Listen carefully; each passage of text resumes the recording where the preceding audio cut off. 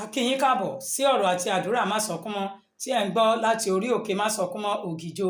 Brother B.A. Ọlọ́runtọ́lá ti ṣetán láti kọ́ wa ní ọ̀rọ̀ náà. Ẹ kú etígbọ̀.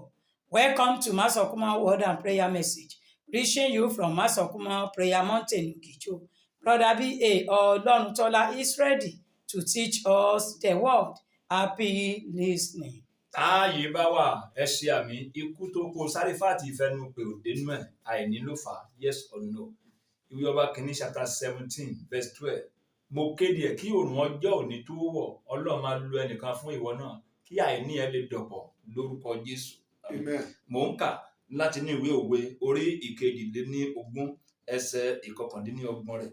Ìwọ rí ènìyàn tí ó fi àìṣèmẹ́lẹ́ ṣe iṣẹ́ rẹ̀, òun ó dúró níwájú àwọn ọba, òun kì yóò dúró níwájú àwọn ènìyàn lásán. I'm reading from the book of Proverbs, chapter 22, verse 29. There says thou a man diligent in his work, he shall stand before kings, he shall not stand before mean men. Ẹsẹ̀ Bíbélì tí mo kà yìí, Ọlọ́run jẹ́ á mọ̀ pé ẹni tí kò fi ọ̀lẹ ṣiṣẹ́ tiẹ̀, ọ̀nà tó yàn láàyò kò ní dúró níwájú àwọn ènìyàn ṣá, á dúró níwájú àwọn ọba, àwọn ènìyàn pàtàkì, very important personality, àwọn tí ayé yẹ. Now, this verse has made us to realize that for anybody that is diligent in his works or in his duties, he shall stand before king, he shall stand before very important personality, he shall not even stand before mean men. Ẹsẹ̀ Bíbélì yìí ni a ti bẹ̀rẹ̀ ṣẹ́ mi ní kíláàsì ọ̀rọ̀ àti àdúrà Máṣọ̀kúnmọ́ yìí tí àkórí ẹ̀ jẹ́ iṣẹ́ tí ò work. Series 1, series kìíní rẹ̀. Now, it is from this verse that we are starting another series of the theme that says job that did not work, and this is series 1 of it. Case study wa níbí òun ni Símónì, a ó ti ara ẹ̀kọ́ láti ní ìwé ìrètí Jésù tí a tọwọ́ Lúùkù kọ, orí 5 ẹsẹ̀ 1 sí ẹsẹ̀ 6 rẹ̀. Now, our case study here is Simon. We are going to learn from it from the Gospel of Jesus according to St. Luke chapter 5 from verse 1 to 6. He that sent me, Ọlọ́run Máṣọ̀kúnmọ́ rán mi sí ẹ̀yin tí ó gbàgbọ́ nínú àti jẹ àti mu àti rówó nínú ògùn ojú yín, mo lè pé ègún ló bá dé. Ìwé Aláwí mi sọ pé ọmọ kì í jíṣẹ́ bàbá ẹ̀ kó jìyà. Ó rán mi ní sáà yìí láti ṣiṣẹ́ lórí àwọn iṣẹ́ wọ̀nyí ọ̀nà táyà láyò. Kí ló dé tí ò work níbòmí? Kí ló dé tó work? Ìdí méjì kọ́ ó, kí ẹ̀yin tí iṣẹ́ yín kò mú yes, ó ń sú yín, kí ẹ lè ká lè ṣe ohun tó yẹ ká ṣe. Àwọn tó dẹ̀ mú yes fún kó tún lè tẹ̀síwájú láti máa mú capital yes lọ bẹ́ẹ̀ fún wọn. Now, he that has sent me, the God of Máṣọ̀kúnmọ́, has made me, and that's what he has committed unto me now to let you realize that why is it that there are some work, you are diligent in your work and you are doing it, why is it that it's not bringing yes as expected, and why is it that it's bringing yes for another people? Those are the things he wants us to know, so that we're able to know if it's not bringing yes, what you need to do, and if it is bringing yes, so that it continue to bring yes the more, what you need to do. English teacher mi sọ pé practical knowledge makes an uncommon achievement. Àwọn tí ó rán mi sí ní sáà yìí ní kíláàsì ọ̀rọ̀ àti àdúrà Máṣọ̀kúnmọ́ yìí, series teaching ni gẹ́gẹ́ bí ìṣe ẹni tí a ò kọ́ tí kọ́ ni, amọ̀kò tẹnikẹ́ni ò mọ̀. He that sent me, Ọlọ́run Máṣọ̀kúnmọ́, Ọlọ́run 17, 18, 19, ó ti rán mi báyìí, mo ṣetán àti jíṣẹ́, àmọ́ iṣẹ́ yẹn ò kan ẹ̀yin tẹ́ ẹ rí iṣẹ́ tẹ́ ẹ ṣe, àríṣẹ́ má ṣe ọ̀lẹ. Now, I'm being sent to who? Those that are working, those that are diligent in this work in their duties, will just like that. And but he did not send me to those people that they are not doing anything. They even see work to do, but they are not ready to do it. Number 1, ohun tó lè fà á, mo ń bọ̀ lórí case study o Símónì o, Luke chapter 5 verse 1 to 6, à ń bọ̀ bẹ́ẹ̀ o. Number 1, ohun tó lè fà á, iṣẹ́ tí èèyàn ṣe, ọ̀nà tó yàn láàyò, ó wá kọ̀ kò mú yes kò work. Kábíyèsí Ọlọ́run ni pé nígbà tí iṣẹ́ bẹ́ẹ̀ ọ̀nà bẹ́ẹ̀ kì í bá ṣe ọ̀nà ènìyàn, underline yẹn, tí kì í bá ṣe iṣẹ́ tí a rán yàn láti wá ṣe láyé táyé wa. Now, the first thing that may cause a situation whereby the work again does not bring yes, the first thing that happens is if that is not the work that are being said to come and do, either personally, professionally, or if it is not the work that are being sent to come and do, it might not bring yes. Ìwé Aláwí mi sọ pé nǹkan méjì ni ẹ̀dá ní láyé, ohun tí a fẹ́ jẹ́ àti ohun tí a fẹ́ jẹ. Kábíyèsí Ọlọ́run, about 7 billion tí ò bá tiẹ̀ jù bẹ́ẹ̀ lọ, àtàwọn tí Boko Haram pa láwọn lè tí Boko Haram ti ń pa wọ́n, àtàwọn tó ń yọ lẹ́nu bẹ́ẹ̀ ni Ọlọ́run dá tó wà láyé tẹ́ pé nípa reproduction báyìí sùn, ó yá lóyún, Ọlọ́run fàṣẹ sí wọn bímọ. Fingerprint wa ò the same. Ẹni tó dá tí kò nípa tó jẹ́ Ọlọ́run, a jẹ́ pé uniqueness ó dá kálukú pẹ̀lú gbogbo iṣẹ́ kọ́ la lè dáyé láti ṣe kádẹ̀ ńlá nìyẹn. Gbogbo ọ̀nà kọ́ la lè tọ̀ kó dẹ̀ mú yẹ̀sì fún kálukú wa. Kì í ṣe pé gbogbo occasion náà ṣùgbọ́n kálukú ló ní tiẹ̀ tó máa tàn. Now, know this for sure. Despite the fact what is happening in the world famine or everywhere that is about 7 billion are the population of the whole world. And you can believe that those one person, each thumbprint does not the same. So you can see that each person has its own uniqueness. And that is why it might bring joy to someone, it might not bring joy. Lábẹ́ tí iṣẹ́ tàbí ọ̀nà yẹn kì í bá ṣe ètò èèyàn, Ọlọ́run kí la máa ṣe lábẹ́ náà ni pé ẹ̀yin èmi àwa àwọn a gbọ́dọ̀ ṣe àwárí ká discover eléyìí gan tó jẹ́ tí Ọlọ́run tó mọ ìparí ṣáájú bẹ̀rẹ̀ tó jẹ́ iṣẹ́ ọ̀nà tó ní ká wá ṣe láyé ká wá tọ̀ láyé a gbọ́dọ̀ ṣàwárí ẹ̀. Ó yá job ni àbí work. English ṣàlàyé pé job is for stomach, work is for fulfilment. Màá ṣàlàyé méjì. Now, and that is what we need to do. That when you know that, okay, this is the work I am doing, and it's not bringing the expected yes, what you need to do, we need to examine and discover ourselves, which one do I want to do, so that it may bring yes, because there's a clear difference between job and work. Work is for fulfilment. Fún àpẹẹrẹ, Father Abraham, God called Father Abraham, and God's agenda for Father Abraham was to raise nation. Nítorí wọn pe Father Abraham fún nìyẹn, kì í ṣe job nìyẹn, work nìyẹn o, láyé tó wáyé jáde nítorí bí tí máa fi wọ̀n ẹ́. Kí ó lè ti pasẹ̀ gbé àwọn orílẹ̀-èdè dìde work nìyẹn. Irú ètí máa ń ṣe táyé lọ́wọ́ yìí work ni o. Job láṣẹ kí orí òkèlè mi ó lè pọ́n, ká lè jẹ ká lè mú ibi tí yẹn gbàgbé tó parí sí nìyẹn. Ṣùgbọ́n pé èèyàn kọjá láyé láti mọ̀kànṣẹ́ tó máa padà jíìn fọlọ́run pé Ọlọ́run tẹ́rán mi mo ṣe yìí work nìyẹn. Now, this is what we call job. Job is what you want to do in order just to feed, in order to eat. And that is job. But work is for the fulfillment that what you are sent to do in the world, that you are able to fulfill it. Just like Father Abraham that was called. The principal thing why he was called is that to raise nations through him. And that is why it was called. And that one is different. Joseph was also called by God, and God's agenda for Joseph was to preserve life. Pé láti pàṣẹ, gbogbo ayé nìbá kú dànù nígbà tí èèyàn dé, òun ló dúwájú kábíyèsí ọba ọdún méje èèyàn báyìí ní ká ṣe o, tí àwọn ayé fi bọ́ lọ́wọ́ ikú èèyàn ìbá pa everybody kú òmìnira. So ìpè tí ènìyàn work nìyẹn o, àti work àti job ni a gbọ́dọ̀ ṣe àwárí ètò ní ká wá ṣe láyé. Now, consider Joseph again. He was called, and the principal calling of Joseph was to save life. Because when that famine was coming, if he's not the one that stood before Pharaoh and said, this is what will happen, this is what you need to do, people of the world should have died at that point. He was raised in order to preserve life. So that job, and that is work himself. So job and work is different. So you need to discover which one, so that you can be know what to do. Moses was also called by God, and God's agenda for Moses was to deliver people from the bondage. Ọlọ́run pé Moses iṣẹ́ tó gbé lọ́dún pé kó wọn jáde kú òun ìdè òkú ẹrú ń tara nìyẹn o. Téèyàn bá wáyé yìí, gbogbo pásítọ̀ tọ́lọ́run pè tó jẹ́ ní ìpè Ọlọ́run kọ́ ló máa dá ṣọ́ọ̀ṣì sílẹ̀. Gbogbo ẹni ìpè pé ìpè ẹ o pásítọ̀ ni o, gbogbo ọkọ ló máa plant ló máa found ìjọ káníkálukú ń béèrè tó dẹ̀ ṣàwárí tó dẹ̀ mọ̀.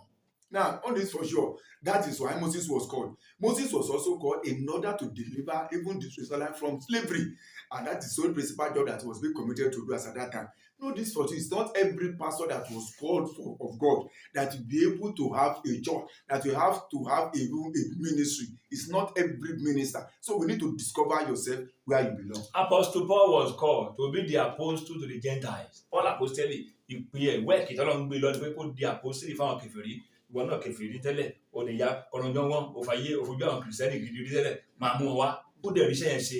À ń láti iṣẹ́ àwọn wọ̀nyí wọ́ọ̀kì, àwọn tẹ̀mí tí mo wà pẹ̀lú wáyé, iṣẹ́ wọn wọ́ọ̀kì náà ni a ní àwọn míì láyé lé ní ìsìndẹ́kọ́ oníṣẹ́ Ọlọ́run tẹ́ pé iṣẹ́ wọn wọ́ọ̀kì ó sọ̀rọ̀ ó mú yẹ̀sì torí pé wọ́n ti ṣàwárí ọ̀nà tí Ọlọ́run fẹ́ kán tọ̀, wọ́n dẹ̀ wá dìímú, wọ́n ń tọ̀bẹ̀.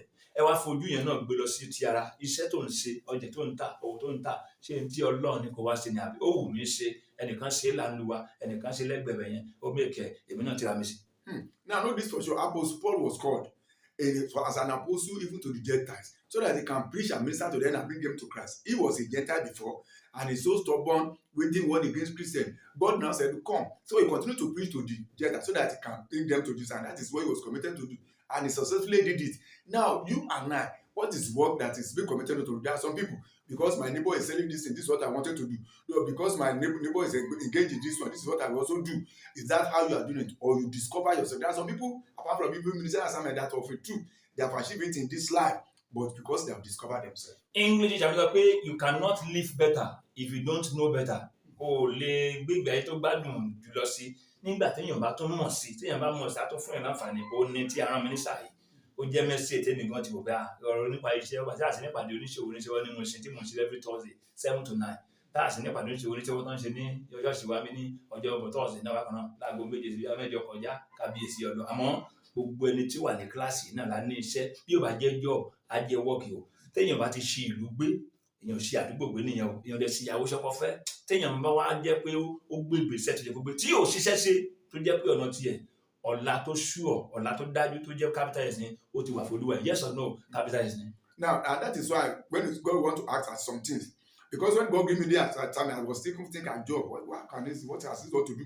But God has made me to realize that in my soul, God has committed that the job of work in your hand. If you did not discover yourself, if you have discovered it, you don't discover that the moment you are living in the same city you're supposed to live, and you are to marry this person that you need to marry, all those things, you know that even that job or the work that God has committed to do, and you are doing it, there is no way at the end of the day that will not bring yes. Ẹ jẹ́ ká wo àwọn àmì àbí ẹ̀rí tó máa fi hàn pé ọ̀nà tó ń tọ́pa yìí iṣẹ́ tó ń ṣe iṣẹ́ rẹ̀ gan ni àbí tó jókòó tí wọ́n mú ẹ̀ mọ́ yìí ọ̀nà ẹni o. Ẹ jẹ́ ká wo díẹ̀ ń bẹ̀ pẹ̀lú àwòtá ní. Number 1, gbogbo ìdojúkọ tó wù kó lè bá pàdé lẹ́nu iṣẹ́ yẹn lórí iṣẹ́ yẹn lọ́nà yẹn ó jẹ́ iṣẹ́ tí Olúwa yìí náà ni.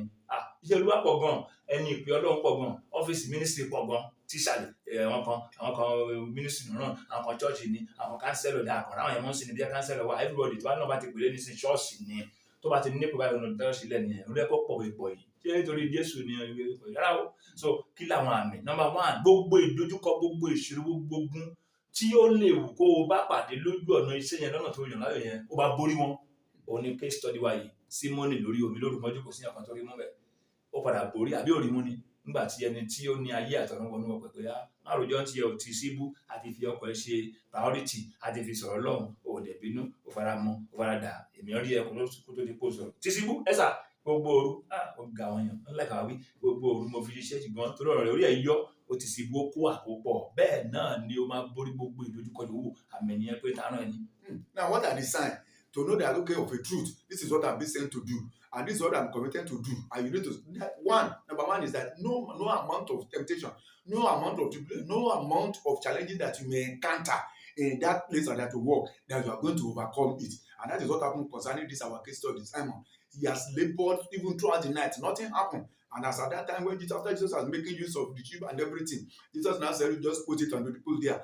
And he started complaining. You can see human being at the end of the day. Thank God that he hearkened unto the word that because of your word, and he put it there, and he has to that where he has labor, he has to catch benefit. Number 2, nígbà tó wà àtìgbà tí yóò wọ̀ ó máa rọ̀ ẹ́ lọ́rùn láti ṣe àmì nìyẹn bọ̀ tí ẹlòmíín sí láì gbogbo ń lọ bí iṣẹ́ tó ń lọ náà complain máa wíjọ ni àmì nìyẹn pé báwo ló máa sọ ẹ you need no one to motivate you when you are doing what you love to do bí o bá sọ mẹ́ta pé tàbí rán ẹni ayọ̀ tó bá ti ṣe òní láyọ̀ inú òní nínú àbàjẹ́ ẹbí àwọn oníṣẹ́ Olúwa tọ́lọ́ náà nílé òkú tó rí kọ́bọ̀ sọ̀rọ̀ wọ́n ń fayọ̀ ṣiṣẹ́ lọ nìyẹn torí pé ìtàn àwọn ló jẹ́ kó rí bẹ́ẹ̀ o kì í ṣe pé àwọn náà ń ṣe yàn àbáwọn nílò owó ó wọ́kọ̀wọ́ a máa rọ̀ ẹ́ lọ́rùn láti ṣe ni. Number 2 ni yàrá. Now number 2 is that either it's convenient or it's not convenient. You will find it easy to do that thing. Even that thing will bring it or not bring it. You find it difficult. And that is why you see some people, even ministers of God, that even they will be doing what they are doing, even joyfully. That's why that they don't even have anything. They are labor, they don't have body, they don't have anybody, they be doing it joyfully. Why? It is because those are the signs that you have been sent. Number 3, English you cannot shine outside your destiny.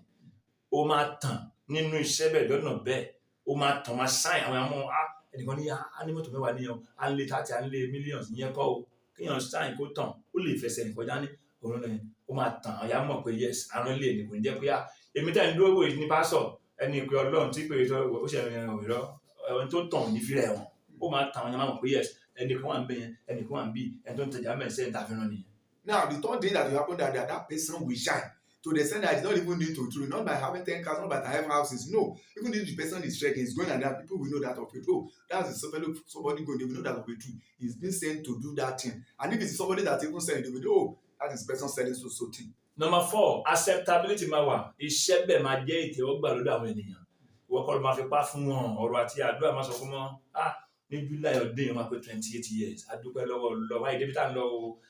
Bí àwọn tẹ́ gbà o, èyí lẹ́wọ̀n bí àtẹ̀tẹ̀ ọgbà pẹ̀tẹ̀ yìí bí àtẹ̀tẹ̀ ọgbà àdìsí ẹnìkan ní dey play kábíyèsí Ọlọ́run. Lójoojúmọ́ ni àwọn tó wà ní kíláàsì ìrọ̀tà lọ́wọ́ yẹn ní wọ́n ń pọ̀ sí ẹ̀yà àdìmí ẹbẹ̀ sí sẹ́ǹdẹ̀ sí mi. Ẹ̀yin tẹ́ ẹ̀ tí ì ní lọ́kàn àbí tẹ́ ẹ̀ tí ì mọ̀ tẹ́lẹ̀ sẹ́ni WhatsApp number yín. Àbẹ̀ sí ní sẹ́ndì mẹ́sẹ̀gì méjì la máa ń ṣe lọ́sẹ̀ kan. Fídíò mẹ́sẹ̀gì Masọ̀kúnmọ́ TV lórí YouTube. Mẹ́sẹ̀gì kejì ni à ń ṣe ní rédíò ní Friday. méjì náà ni wọ́n sọ pé ó nítumọ̀ tó yẹ pé ààbẹ̀ kàtìkàtì bẹ́ẹ̀ bó lẹ pé èmi kàtìkàtì mò ń wí ẹni tó rán mi lọ́kàn sọ di tó nítumọ̀. Now, to God be the glory. The fourth one is acceptability. You be acceptable to the extent that you yourself that is being accepted, you'll be wondering that how is this impossible like this? To God be the glory. Master of one and prayer message will be 28 years this year.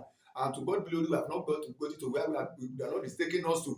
But people are now accepting it here to the extent that people will now be saying, please add me, please join me. To God be the glory if you have not been there. Also, other people, send your WhatsApp number, it will be sent to you. There are 2 messages every week. Those TV messages, YouTube messages, and that of radio on Friday. Number 5, iṣẹ́ bẹ́ẹ̀ máa pé ẹni tó ń ṣe ọ̀nà tó yàn tó ń tọrọ yìí iṣẹ́ tó ṣe yẹn ó máa pé ẹ nínú kó pé ẹni pé yàn rí ó wí ó mọ́nì kú dí ego ohun tí a fi ń wá ohun gbogbo tí 1019 bí ó ní wọ́n sọ pé ohun ìdáhùn gbogbo kábíyèsí ọ̀rọ̀ yàn rí owó àti ẹ̀bùn àtàwọn other blessings níbẹ̀. Now another thing is that person you will gain from that work that you are doing, you will gain it for free. You will see financial, you will see money. Financially, you will gain it. Materially, you will gain it. Gift, you will gain it. Lot of things that you gain. Why?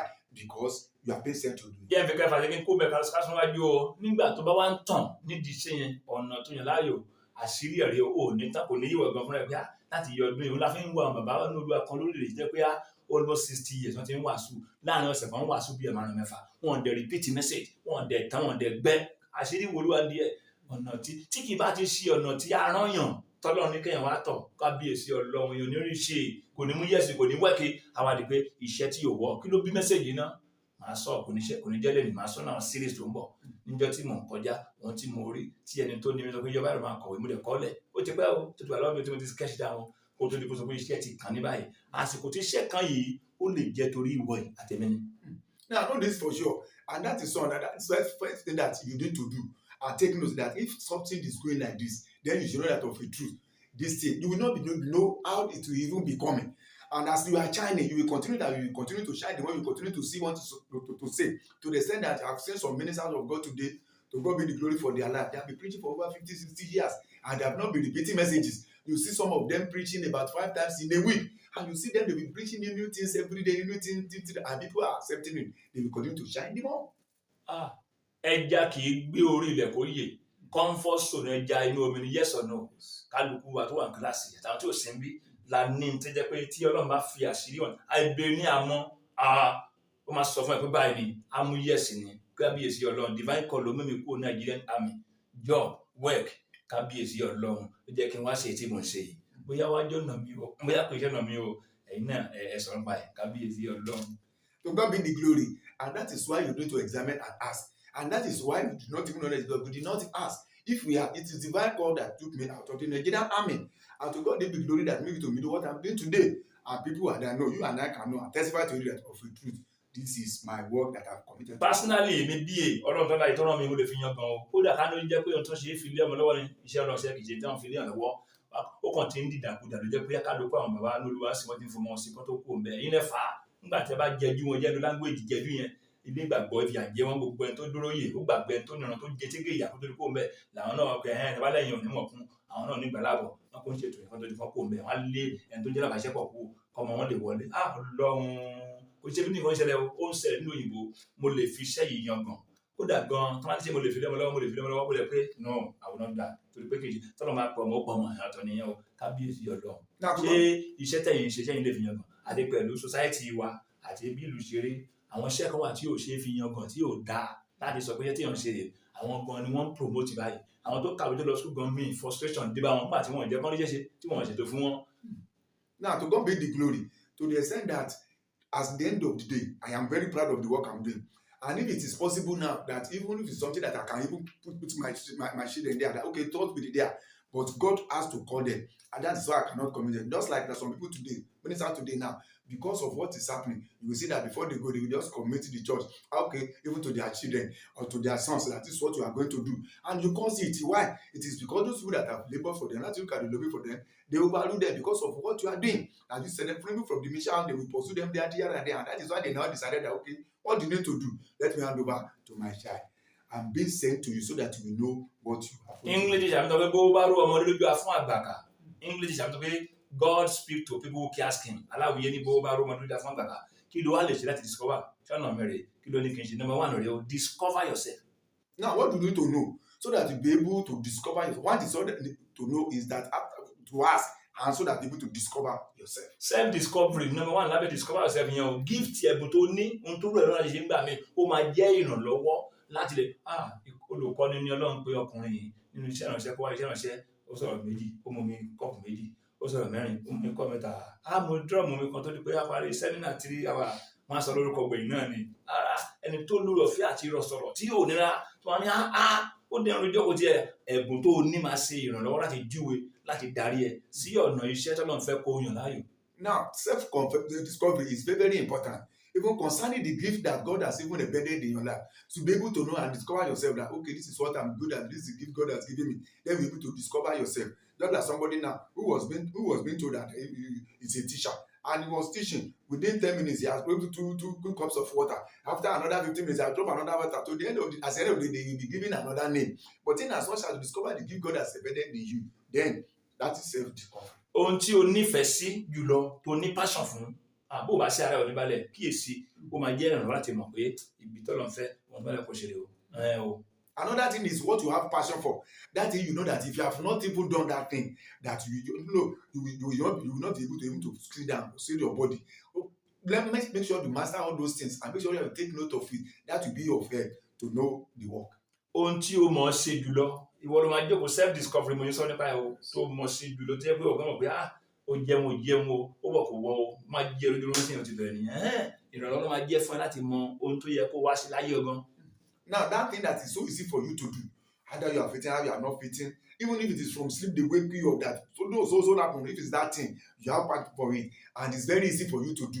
It will be your help to discover. Psychological discovery kí Ọlọ́run lo ẹlòmíràn láti sọ fún ẹ ó kàn jẹ́ pé ẹrù tó wà ń bẹ̀yẹn ni pé ó ń ṣẹlẹ̀ Ọlọ́run ó ní tùmọ̀ make sense ó máa ń ṣẹlẹ̀ bẹ́ẹ̀ mi ò fẹ́ lọ bẹ̀ ni àwọn kan wà ní wíláyé bí wọ́n sí mọ́ níṣe ni àwọn ti ara wọn discover ẹlòmíràn táwọn orúkọ àwọn ìtàn polongo àwọn ìdílé báyìí mi fẹ́ lọ bẹ̀ ni o kọ́kàn jẹ́ olóòótọ́ ni torí ẹni tí kò mo rí pé o lè kọrin lọ́mọ kọrin ó tẹ̀lé jẹ́ kókò mo ní kọ̀ọ̀kíṣẹ́ náà ó ti ṣì lọ́nà ni kò ní lè kọ̀ sílẹ̀ nu ṣùgbọ́n wọ́n á jẹ́ olóòótọ́ pé ẹ̀bùn kan wà láyé ẹ̀ orí ọ̀fẹ́ kan wà láyé ẹ̀ orí báyìí ó tán o adégbàgbé adétìpé mú yẹ̀sì.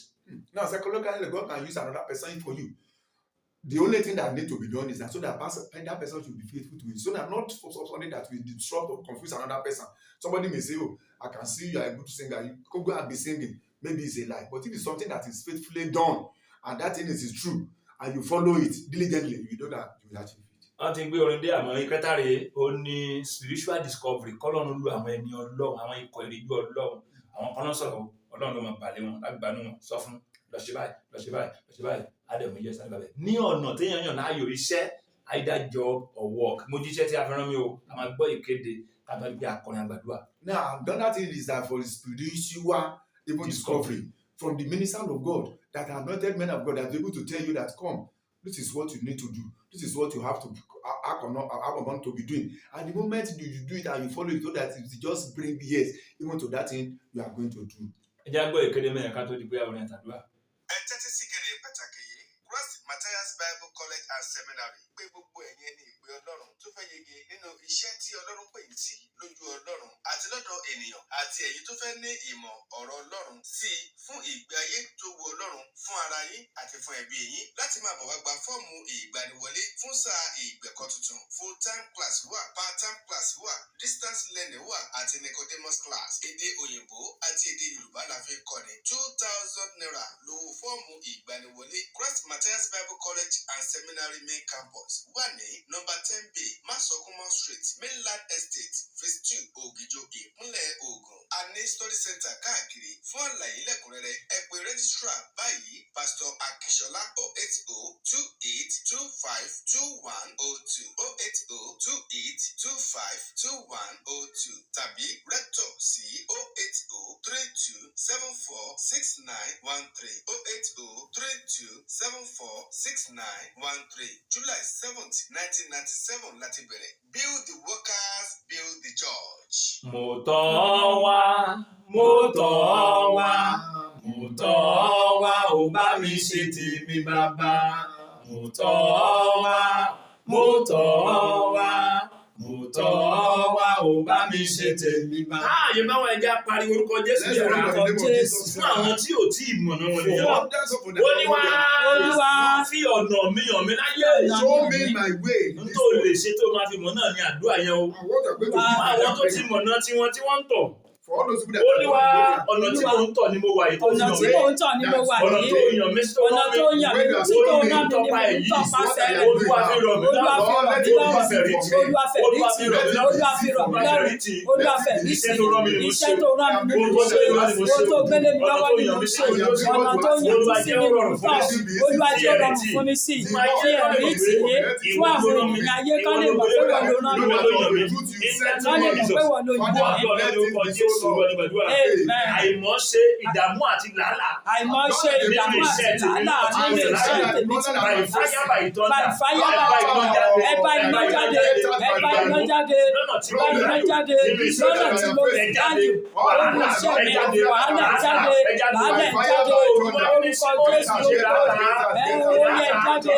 Ìwọ wàhálà sí ìdààmú. Ojú àyè ó yẹ jáde. Ó yẹ jáde. Ó yẹ jáde. Ó yẹ jáde.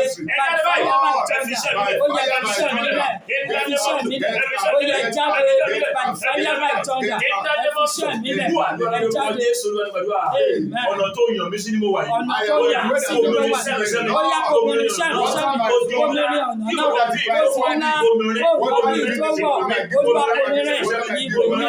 Iṣẹ́ ìránṣẹ́ mi. Ó ti ná. Olúwa kó mi rí. Kó mi sí tó wọ̀. Kó mi sí tó wọ̀. Olúwa kó mi rí. Ọ̀nà tó fò mí ní mo wà. Ọ̀nà tó fi mí ní mo wà. Àti ogun àti ọ̀tá. Àti ogun àti Tí wọ́n kọ̀ fún iṣẹ́ mi láti wọ̀. Tí wọ́n kọ̀ fún iṣẹ́ mi láti wọ̀. Àtọ́gbọ́n àti ọ̀tá. Àti ogun àti Tó ní ọ̀tá. iṣẹ́ mi ò ní wọ́ọ̀kì. Tó ní iṣẹ́ mi ò ní wọ́ọ̀kì. Ẹ̀sìn mi máa ò. Ìwọ́n ṣòfò. Ìwọ́n ṣòfò. Ogun lé bàbá. Ogun lé ìyá. Ogun lé àrùnà. Orogbo ọ̀tá inú ilé ọ̀tá òde. Òṣìṣẹ́ ìránṣẹ́ mi ò ní wọ́ọ̀kì. Ó lẹ́bùn ọ̀daràn tó fún mi láti. Nígbà tó wọ́n pé mi ò ní wọ́ọ̀kì. Ẹ̀mí mímọ́ fi wọ́n ṣòfò. Fi wọ́n ṣòfò.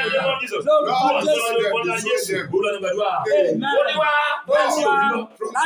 Jẹ́ kí iṣẹ́ ìránṣẹ́ ti èmi. Nídìí iṣẹ́ ìránṣẹ́ tèmi o. Bóyá iṣẹ́ ni wọ́n ṣe. Jẹ́ kí iṣẹ́ mi. Jẹ́ kí iṣẹ́ mi. Jẹ́ kí iṣẹ́ ìránṣẹ́ mi. Jẹ́ kó bẹ̀rẹ̀ sí sọ̀rọ̀. Jẹ́ kó bẹ̀rẹ̀ sí sọ̀rọ̀. Lórúkọ Jésù. Síbi kíka lókè. Jẹ́ kó sọ̀rọ̀ láàrin àwọn ọmọdé. Láàrin àwọn tó táyé jẹ. Bàbá o, àwọn tó máa dẹkọrẹ́tì ayé mi bàbá. Àwọn tí ò ní sèrè. Ṣùgbọ́n tó ti mọ̀ wípé mi ò ní mọ́tò. Tó ti mọ̀ bí ò sílé. Àwọn tí ò ní mojú. Wípé ni oníṣẹ́ olúwa rẹ̀. Wípé bùkátà wà. Ẹjẹ́ aṣọ lọ́sọ̀ rere. Bàbá jẹ́ kó sọ̀rọ̀ ní iṣẹ́ ìránṣẹ́ mi. Jẹ́ kó sọ̀rọ̀ láàrin wọn. Tí ó sọ̀rọ̀ níbi gíga. Tí ó sọ̀rọ̀ lókè lókè. Tí ó sọ̀rọ̀ láàrin wọ́n yí padà ní kété tí Jésù wọnú ọkọ̀ pé tí Jésù yí padà ní kété tí Jésù wọnú ọkọ̀ Pétérù. Olúwa pàṣẹ ìrọ̀sí ayé yìí náà. Kí ìyípadà bẹ̀rẹ̀ nínú ayé mi, nínú iṣẹ́ ìránṣẹ́ mi, nínú ayé mi, nínú iṣẹ́ ìránṣẹ́ mi, nínú ìwé mi, nínú ẹ̀bùn Ọlọ́run tó fi fún mi. Ó yá pàṣẹ ìrọ̀, ó yá pàṣẹ ìrọ̀. Kí àyípadà rere lè bẹ̀rẹ̀, àyípadà rere lè dé. Bí àyípadà rere ti dé bá Pétérù, bàbá ọmọ ẹ̀ nínú àṣẹ ìrọ̀ náà dà. Olúwapá, àjẹbáyé sáyé mi, iṣẹ́ ìránṣẹ́ mi, Olúwa ó lè rọ̀ mí lọ́wọ́. Mo kọ̀ láti mú òfò jáde. Mo kọ̀ láti mú òfò jáde nínú ìpè iṣẹ́ ìránṣẹ́ mi láti òní lọ. Níbi tí mo ti mú òfò tẹ́lẹ̀, mo bẹ̀rẹ̀ sí ní ògo, mo mú ẹ̀rí jáde, mo mú ògo. Níbi tí Pétérù ti mú òfò mọ́jú, mo kọ̀ àkópọ̀ ẹja. Nínú ìpè mi, nínú iṣẹ́ ìránṣẹ́ bàbá, mo kọ̀ láti mú òfò, mo bẹ̀rẹ̀ láti mú owó, láti mú ilẹ̀, láti mú mọ́tò, láti mú ilé, láti mú tuntun jáde, láti mú owó tuntun jáde. Ìyípadà dé. Ogun bákan náà ti fi ṣẹ́ mi sílẹ̀. Ogun bákan náà fi ṣẹ́ mi sílẹ̀. Ogun bákan náà fi ṣẹ́ mi sílẹ̀. Ó fi ayé mi lẹ̀. Ó fi ìpè mi lẹ̀. Àyípadà rere tí mo fẹ́. Ó bẹ̀rẹ̀ báyìí. Ó dé báyìí. Sínú ayé mi. Sínú iṣẹ́ ìránṣẹ́ mi. Sínú ìpè mi. Àṣọ ìyípadà dé. Ẹ kú oyún náà fún series 2. Iṣẹ́ tí yóò wọ̀. má jẹ́ kó lọ lára mi, má jẹ́ kó lọ lára mi o. Ohun tí mo ṣe, tí mo fi wù ọ́ Olúwa, má jẹ́ kó lọ lára mi o. Ẹ̀bẹ̀ mo bẹ̀. Ogun ẹ̀mí dábẹ́ fún Bálámù, Bálámù gbé tafẹ́ ẹranko. Ogun ẹ̀mí dábẹ́ fún Júdásì o, Júdásì fi tiẹ̀ pokùnso. Ogun ẹ̀mí dábẹ́ fún Géásì o, Géásì fi ìfẹ́ tẹ́ mọ́ra. Ohun tí mo ṣe, tí mo fi wù ọ́ Olúwa, má jẹ́ kó lọ lára mi o. Ẹ̀bẹ̀ mo bẹ̀. B.A. Ọlọ́run Tọ́lá ní orúkọ tèmi Táyé mọ̀ sí má sọkún mọ́. Kámẹ́rà wa ni Bólú àti fẹ́ amen. Ọlọ́run wa lọ́wọ́ mi ní wáyé tí o. Pásítọ̀ Dr. Mrs. Margaret Olúwarẹ̀mílẹ́kọ̀ọ́ wà ní ẹjọ́ ṣe ní wáyé tẹ̀ ní wọ́n mi tí. Jésù Ọlọ́run má sọkún mọ́, ààyè ló wà. My name is Yuagbola, God of Masokumo. You are alive forever.